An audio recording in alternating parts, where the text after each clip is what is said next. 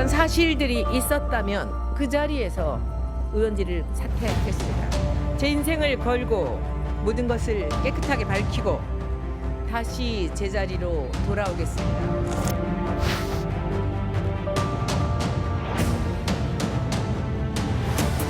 직접 부동산을 물색을 했고 몰랐고 수리 대금 등의 출처가 모두 손혜원 씨의 자금으로 확인이 됐기 때문에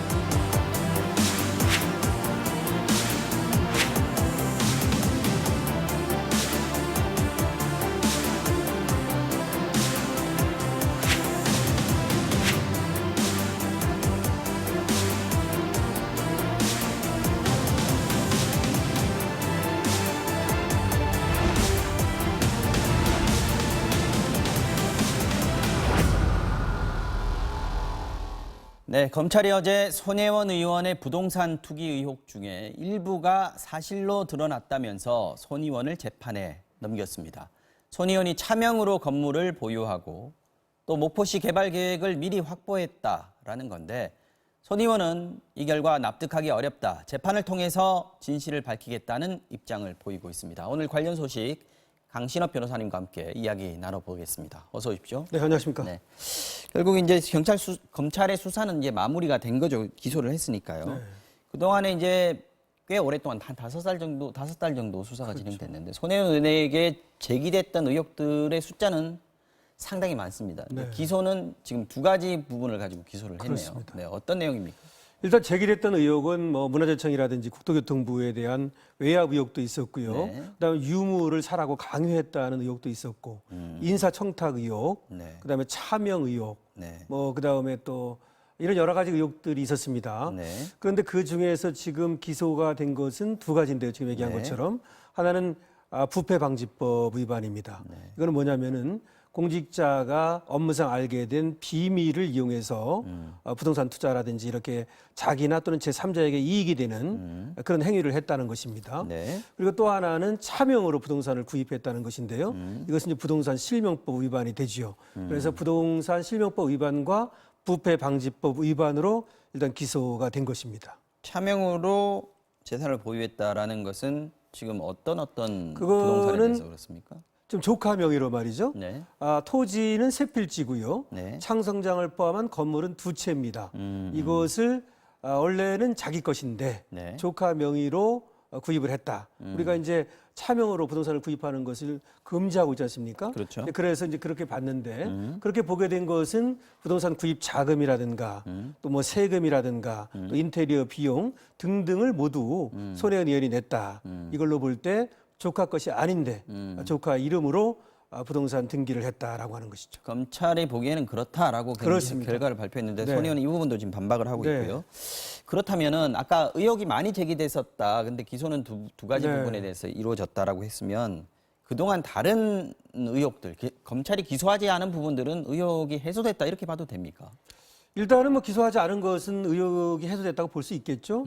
특히 이제 건물 3채가 있습니다. 네. 그거에 대해서는 이번에 실명법 위반으로도 기소를 하지 않았거든요. 그것은 5월 18일 이전에, 그러니까 이 보완 자료라고 하는 것을 손혜원 의원이 받아보기 전에 산 것이 있습니다. 네. 그것에 대해서는 또 이번에 기소에서 빠졌거든요. 그렇기 때문에 아무래도 이번에 기소에서 빠진 것은 의혹을 벗었다. 뭐 이렇게 얘기할 수 있겠습니다. 네. 2가지 혐의 중에서 지금 아까 말씀하셨던 부정부패방지법, 김영란법이죠. 이게 이제 도시재생사업 관련해가지고 비공개 개발 계획 보안 문서라고 지금 검찰이 표현을 했는데 그렇습니다. 이게 지금 목포시에서 보안 문서를 손 의원에게 전달을 했다.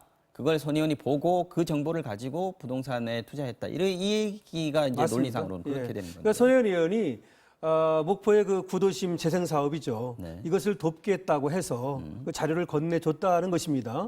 그래서 목포시로부터 받았다는 것이고 또 국토교통부 주관 도시재생 뉴딜 사업 공모전이라고 있었어요. 그 공모 계획이라고 있습니다. 네. 여기에 어떤 자료도 좀 받아봤다는 것인데요. 그래서 그 내용을 보면은 손 의원이 2017년 5월과 9월 말이죠. 목포시로부터 사업 구역과 사업 계획이 담겨 있는 그런 자료를 받아봤다. 도시재생사업 그 계획이라고 얘기합니다. 그런 계획을 받아봤다는 것이고요. 그다음에 또 국토교통부에서도 금방 말씀드렸듯이 나온 그런 1897년 계양 문화거리 도시재생 뉴딜 사업 뭐 이런 게 있습니다. 네. 근데 이런 자료를 좀 받아보고 나서 그 이후에 이 목포 구도심의 가옥을 집중적으로 사들였다. 검찰은 그렇게 보고 있습니다. 그런데 손의원 측에서는 이거 보안 문서도 아니고 목포시도 이거 주민들에게 다 공개된 거다. 지금 그렇게 얘기를 하고 있거든요. 그렇습니다. 네. 손혜원 의원이 두 가지를 얘기하고 있는데요. 네네. 하나는 이것이 보안 문서가 아니다. 대회비라고 써 있지도 않았고 네. 보안 자료라고 말한 적도 없다. 그다음에 이것이 계획을 세우는 과정에서 이미 시민과 구민과 다 공유를 한 자료다. 그렇다면 이것이 어떻게 보안 문서가 나한테만 되겠느냐? 특별히 준 게 아니다. 예, 그렇게 얘기를 하고 있습니다. 그러니까 계획을 세우는 과정에서 아무래도 뭐 공청이라든가 또 구민, 시민의 얘기를 듣지 않습니까? 그런 거라면 이것이 보안 문서라고 볼 수 없다는 것이고요. 그 주장은 지금 목포시도 동일하게 하고 있는 거죠. 네, 목포시도 손의원하고. 그런 입장에 있습니다. 네. 그다음에 또 하나는 시점 얘기를 하고 있습니다. 내가 이미 이쪽에 이 가옥을 산 거는 3월, 4월부터 샀다. 네. 근데 내가 이 자료를 받아본 것은 5월 18일이다. 그렇다면 그 전에 이미 나는 사기 시작했는데 시점이 안 맞는다. 시점이 안 맞는다. 이제 근데 검찰에서는 그 앞에 산 건 3개밖에 안 되고 5월 18일 받아보고 나서 집중적으로 사들였다. 그래서 총 지금 얘기하는 것이 26필지 정도 됩니다. 네. 거기에 21채 정도 얘기를 하고 있는데요. 뭐 그런 정도로 많이 샀기 때문에 네. 이것은 아무래도 단순히 그냥 뭐 도심을 살리기 위해서 산 것으로 볼 수 없다. 알겠습니다. 투기다. 이렇게 보고 예. 있는 겁니다. 네. 이 부분에 대해서는 손의원의 입장, 주장을 직접 한번 들어보시겠습니다. 비밀 자료라고 하는 것 자체가 말이 안 되고요. 자료 날짜가 5월 18일이기 때문에 그 3월 25일, 4월 11일, 4월 30일 날 계약을 한 손서영 집 3개는 해당을 못 시킨 거. 근데 저는 소영이 내나 창성장도 다 먼저 수리를 해버렸잖아요. 제 돈으로. 그러니까 제가 여기서 뭐 기밀을 누설을 하거나 정보를 얻어서 이걸 할 이유가 하나도 없는 거예요. 이 세상의 모든 일들이 이렇게 해서 불이익을 당하는 게 얼마나 많겠습니까? 제가 싸워야죠. 이제 다시 또. 네. 들으신 대로 설명을 손의원도 똑같이 얘기를 하고 있습니다. 그 말하자면 억울하다는 거예요. 내가 이거 가지고 이 자료 가지고 얻은 이익이 없다.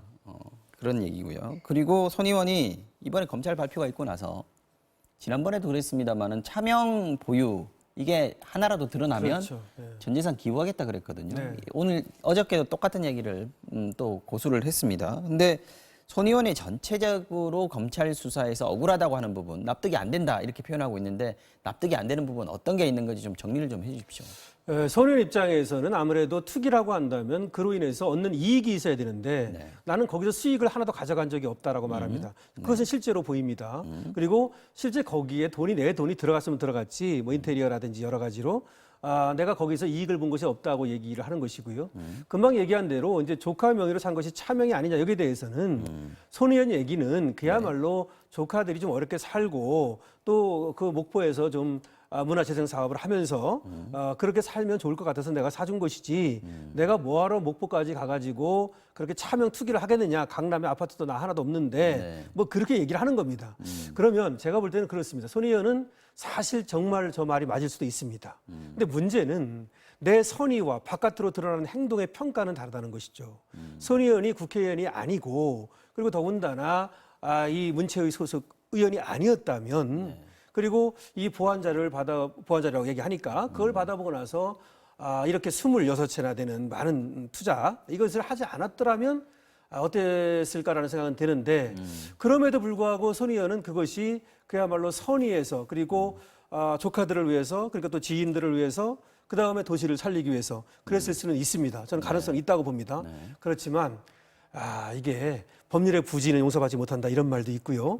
그다음에 이 선이라고 하는 것은 눈에 보이지 않기 때문에 밖으로 드러난 걸 가지고 평가를 합니다.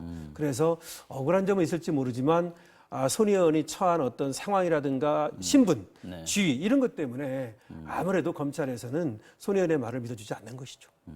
차명과 관련해서 손 의원 같은 경우에는 이거 조카에게 증여한 거다라고 얘기를 계속 하고 있지 그렇죠. 않습니까? 네. 그러니까 사는 돈도 내 돈으로 샀고 수리하는 데 든 돈도 내 돈으로 할 수밖에 없었던 것이 얘들은 내 조카들은 돈이 없고 내가 정말 선의로 나중에 이거 가지고 좀 그렇죠. 잘 네, 해봐라. 보라라는 뜻으로 한 거기 때문에 내가 돈을 다 대는 게 당연한 거다. 근데 돈을 댔다고 차명이다라고 얘기하는 거는 좀 무리가 있는 거 아니냐. 이게 또 손 의원 주장이에요. 맞습니다. 저는 손 의원 주장이 전혀 틀렸다고 생각하지 않습니다. 왜 그러냐면 손 의원 입장에서는 조카한테 좀 어차피 주는 마당에 그럼 세금도 내주고 인테리어도 해줄 수 있는 거지. 집만 그럼 달랑 사주고 그럼 세금 내주지 안 내주고 또 인테리어 안 해줘야만 그렇죠. 예. 되는 것이냐. 그건 아니거든요. 그래서 그 가능성은 충분히 있습니다. 그리고 어떻게 보면 거기가 좀 낙후되어 있는데 앞으로 가능성이 좀 있다. 그럼 너희들이 여기도 좀 집도 사놓고 뭐 장사라도 하면 먹고 사는데 지장이 없을 것이다. 가능성이 있는 얘기입니다. 그렇지만 또 다시 이제 얘기할 수밖에 없는 것은 법적 평가라고 하는 것은 꼭 그런 선의가 눈에 보이지 않기 때문에 그렇게만 평가할 수 없다는 그럼 어쩌면 이제 오비 일학 아니냐 그러니까 딱 그렇게 우연히 맞아 떨어진 것이 아니냐 그래서 오해를 받는 것이 아니냐 그래서 바로 그 참외밭에 가서 신발끈을 매지 말라는 얘기고 또 이제 그런 각끈을 매지 말라는 얘기가 또 이제 오야밭에 가서 말이죠 그런 얘기가 나와 있는 겁니다. 그래서 이거는 어쨌든 뭐 손 의원의 얘기가 전혀 틀렸다고는 뭐 저도 확신할 수는 없습니다만은 검찰 입장에서는 또 그렇게 볼 수밖에 없는 것이 아닌가 이렇게 생각이 되고 결국 이게 이제 재판에서 네. 다툴 부분입니다. 그렇습니다. 그죠? 네. 아마 치열하게 다툼이 있을 것으로 이 생각이 이후에 듭니다. 목포는 어떻게 되고 있는지도 좀 궁금합니다. 혹시 뭐 주민들 반응 같은 게 좀 나와 있는지 좀 나와 몰라요. 있어요. 네. 사실은 목포에 손혜원 의원으로 인해서 당시에 굉장히 관광객이 많이 늘었었어요. 그리고 집값도 많이 올랐습니다. 대여섯 배 올랐고. 그러다 보니까 오히려 이 집값이 많이 오르는 바람에 거래가 안 되는 거예요. 그다음에 관광객이야 뭐 일시적인 효과가 있기 때문에 많이 떨어졌고. 그래서 지금은 주민들 입장에서도 뭐 손 의원 때문에 굉장히 처음엔 좋아했다가 지금 꼭 그런 것만은 아닌 것 같습니다. 오히려 괜히 집값만 올려놓은 거 아니냐 뭐 이런 얘기도 좀 있고. 그다음에 이제 네티즌들 보면은 어쨌든 이 실시간 검색어에서 상위에 오르고 있고 네. 상당히 관심을 보이고 관심을 있습니다. 끌고 있는 사안이었고 네. 이제 5달 만에 수사 결과는 나왔습니다. 앞으로 이제 재판이 어떻게 될지 이게 또 관건입니다. 자, 지금까지 강신업 변호사였습니다. 이슈 완전 정복 마치겠습니다. 고맙습니다. 네, 고맙습니다.